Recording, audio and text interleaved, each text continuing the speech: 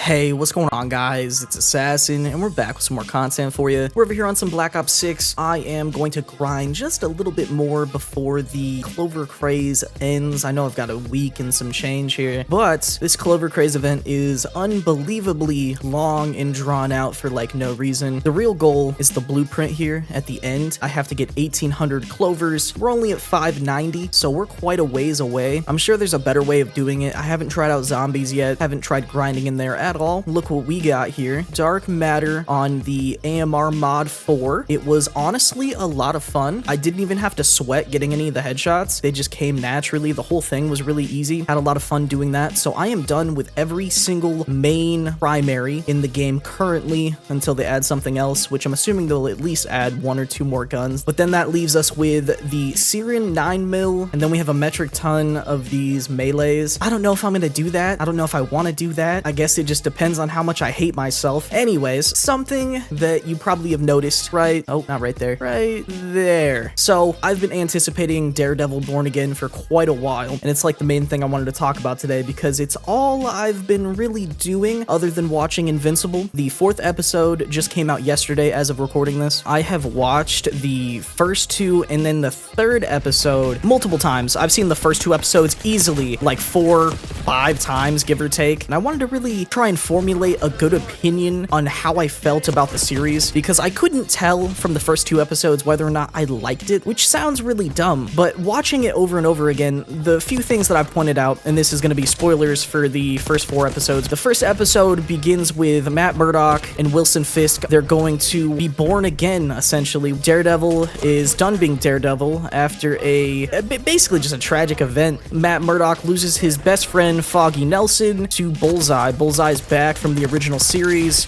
There's this opening action scene. Foggy, Karen, and Matt Murdock, they're having a good time at Josie's. They're having a night out. Foggy gets a call from an informant or something. He's like, hey man, I'm feeling really sketched out. He's like, no, it's cool, man. Just stay in my apartment. You're safe there. He didn't tell Matt about any of this because didn't want him to feel like he had to be Daredevil. He figured everything would be fine. It wasn't. Basically, Bullseye gets to him. He was actually looking for Foggy. In the process of all of this happening, you can hear from like Matt's perspective that he's about to unload. He's loading his rifle. You can hear the like chambers moving. It's really cool how they use the audio design. And then Foggy is shot right in front of Karen. It's a really dramatic scene and there's actual blood everywhere. And it's a lot more hardcore than like the typical Marvel stuff that we've been accustomed to. So that was honestly really cool to see. So while that's happening, Daredevil comes flying in. The thing that I wasn't a huge fan of is the CGI. So from my understanding, the show after production or halfway through production,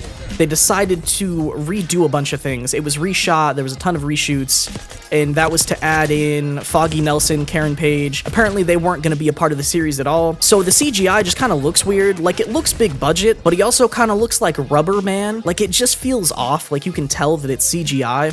And I've been rewatching Daredevil, the original Netflix show, just because I want to see it, and I haven't seen it in a long time. Their action set pieces, like with him being Daredevil, doing some acrobat stuff, it looks so much better than the Marvel equivalent, which was so weird to me because they have such a higher budget. I mean, it's Disney money, so they have an unlimited amount. The fight scene itself is really cool. They tried to do like the hallway scene from the Netflix show. It's really iconic. It's like the bar that was set for pretty much any action that ever happens in Daredevil. So it's like one continuous shot of them fighting through this bar, up the stairwell to the very top of the building. All while you're hearing from Matt's perspective, Foggy's heart and everything that's going on. He's listening to his friend die slowly, and it's really impactful. And he's beating up on Bullseye. Bullseye's throwing all these knives into Daredevil, and they're just sticking out of him, but he's still moving. Like, Daredevil is pissed. So he's going after him, he's not stopping, and it's just super intense. It's a really good scene for all things like considered. I just hated how some of it looked, and not that it's like really bad, it's just that like I'm looking at it, I'm like, that doesn't look quite right. Why does it look like that? And so they're at the very top of the building.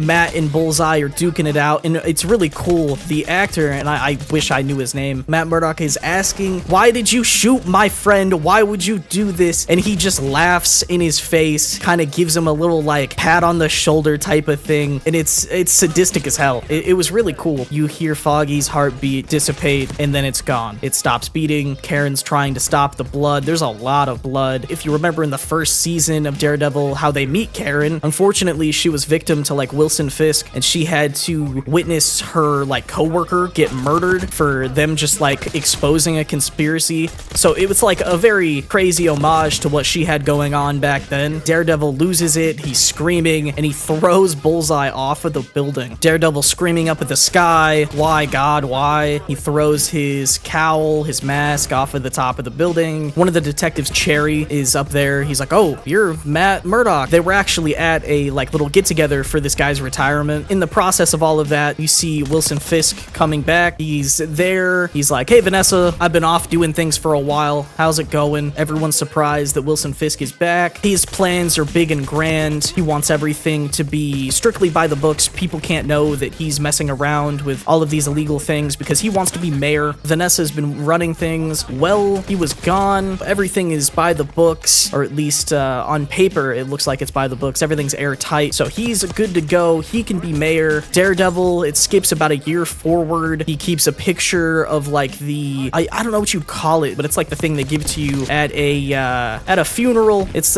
like the little pamphlet thing. It's got a picture of Foggy and it's in Braille. He keeps that with him every day, it seems like, sticks it in his pocket. He's no longer in that like shitty apartment. He's like in a nice apartment in New York. He's moved out of Hell's Kitchen. He's no longer Daredevil. He works at a big firm with an associate that was also there at the bar. Can't remember her name at the moment. I'm giving you just kind of like the cliff notes, or at least I'm trying to give you the cliff notes. So like that's the gist of how Daredevil gets started. And Born Again is honestly probably the best title they could have chosen. I also don't really know if Daredevil Born Again is a continuation of the Netflix show or not. If it is, there's some stuff that needs explaining. If it's not a direct continuation of the Netflix show, I would totally be down with them doing an alternate universe where it follows loosely the events of the Netflix TV show. There's just some slight differences and stuff like that, which would make a lot of sense. But I don't know. I've thought they said something about that before. I thought there was already someone who had confirmed that it was a multiverse. I thought I read that somewhere on Twitter. So with the setup there, you have Wilson Fisk on the mission to be a better person, to change his life, to be real change for the city of New York. He's not the Kingpin, or at least that's what he claims. Daredevil is no longer Daredevil. He is just Matt Murdock, a lawyer. The thing I left out of there, though, is that Matt Murdock didn't cross the line. Well, I mean, he tried to, but somehow after the ass beating that Matt puts on Bullseye, he manages to still live from the fall off of the building. I don't know how he's like looking as good as he does, because there's a court scene. Matt has to testify against him to put him away for life. Like, he should have like all sorts of broken bones and be super messed up. I'm not super familiar with Bullseye. Like, maybe he has more powers and abilities and he can just take an ass beating better than most. I think he should be in a wheelchair, super messed up, even a year after that crazy fight scene. So Bullseye gets like multiple life sentences without a possibility of parole. Matt Murdock is on the side of the law, trying to fight things as good as he can. He's given up that part of his life because, in his opinion, he took things too far. Karen and Matt aren't speaking. They haven't spoken in quite a while. He was also probably a recluse after his best friend died, but that was also Karen's best friend, and they're supposed to have like a relationship, friendship, situationship thing going on. So she felt like, you know, she was left by the wayside. She decides to move to San Francisco, so it's just Matt by his lonesome. Wilson Fisk is put into the mayor spot. He wins the election. They say that the police force, because Cherry, the guy that we spoke about earlier, is now like Matt's private detective. Him and Matt Murdock work together because, you know, he knows his secret. He's a part of the Daredevil crew now. He looks into it for Matt and he's like, well, everything's by the books, but he says that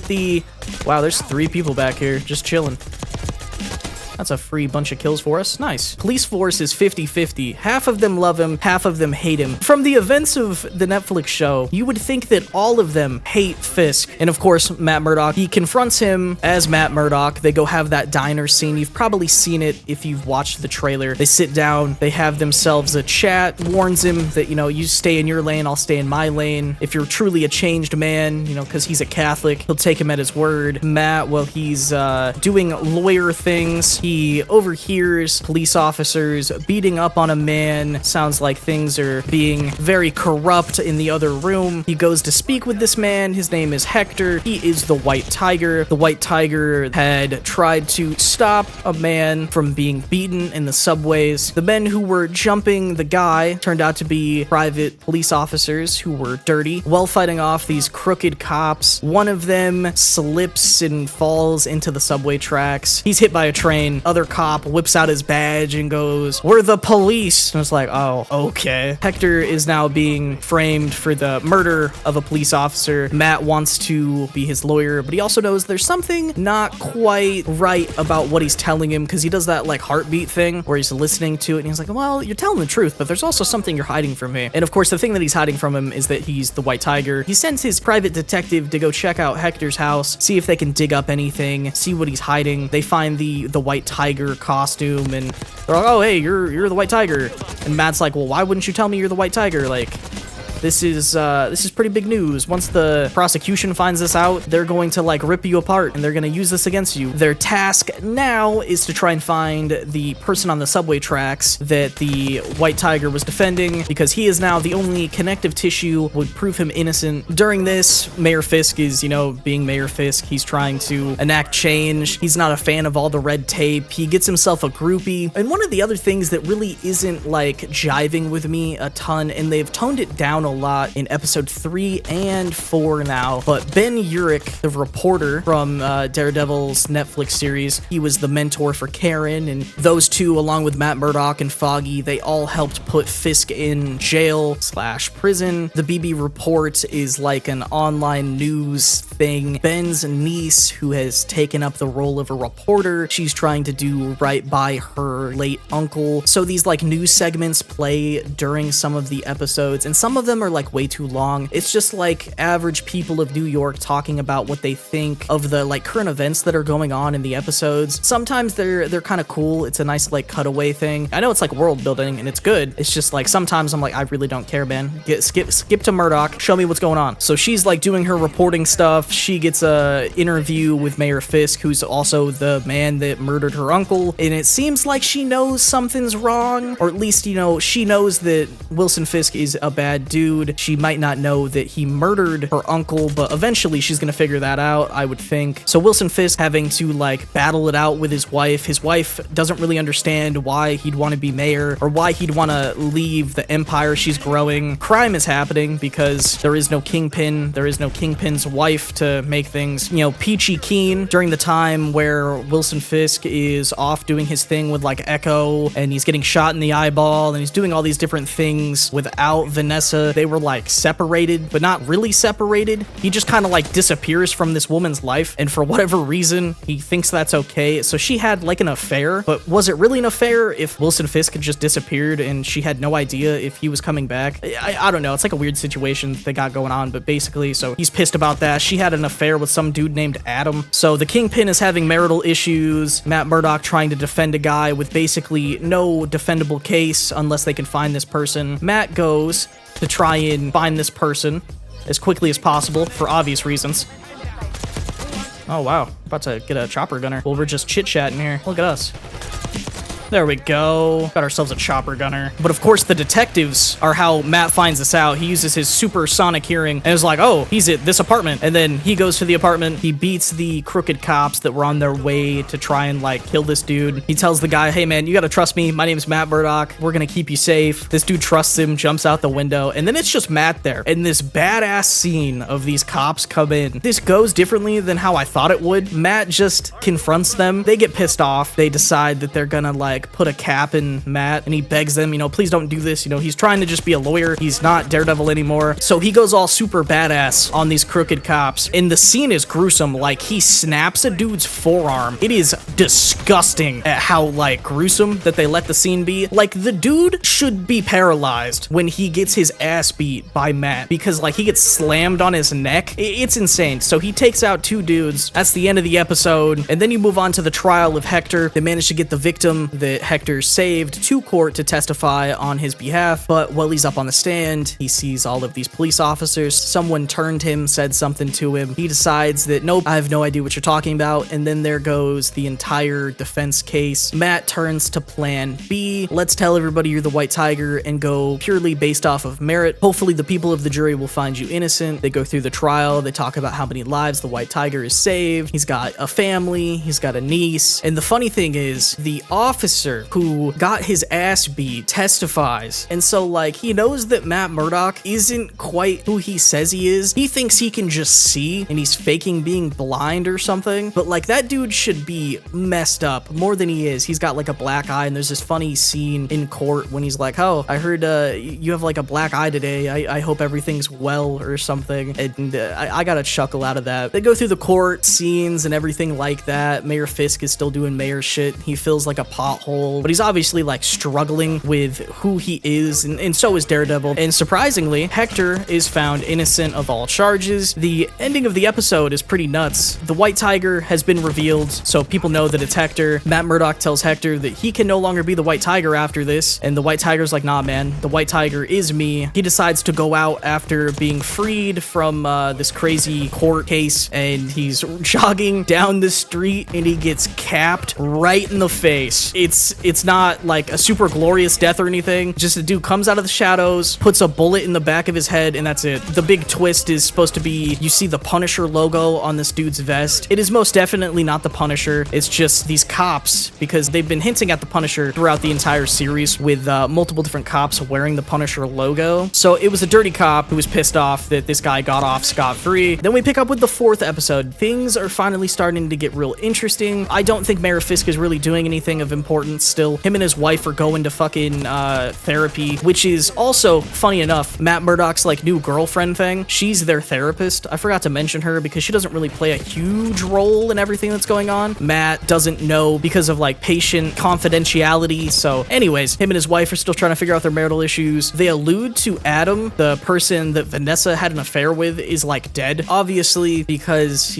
Hector has died. His niece comes to try and see him at the morgue. That happens. Matt Murdock's like, nah, you can't do that. Odds are his niece is going to become the next White Tiger, which is what happens in the comics, I guess. So that's kind of cool. Matt Murdock goes off to try and figure out why they didn't find a shell casing. He goes to the scene of the crime, uses his super senses to figure out that the bullet casing had rolled down the hill and into like a gutter. And of course, it has the Punisher logo. It has like the whole ass logo on the bullet casing. He takes that to the Punisher. He's like, hey man, how you doing? And they have like a squabble. The Punisher, tells him, this isn't just about wanting my help. You're conflicted. You're having, rough emotions. I know a damaged person when I see one, blah, blah, blah. He's like, hey man, you need to talk about Foggy. Foggy's dead. What did you do for him? Bullseye's still breathing air. And near the end of episode 4, we see Wilson Fisk has captured Adam in like a jail cell. He's like locked in his basement. It seems he has maybe had dinner down there every night. And it's not just the typical Wilson Fisk meal, because Wilson Fisk now is a changed man. So like he's been having these light meals. It's not like a juicy steak and like some potatoes. It's been like salads and stuff like that. But now to like see his change and see that he's embracing being a kingpin, he's having like this big giant meal during his therapy session. They talk about how the highest form of love is forgiveness or compassion, something like that. And he asks Adam that, and the dude's just screaming like, please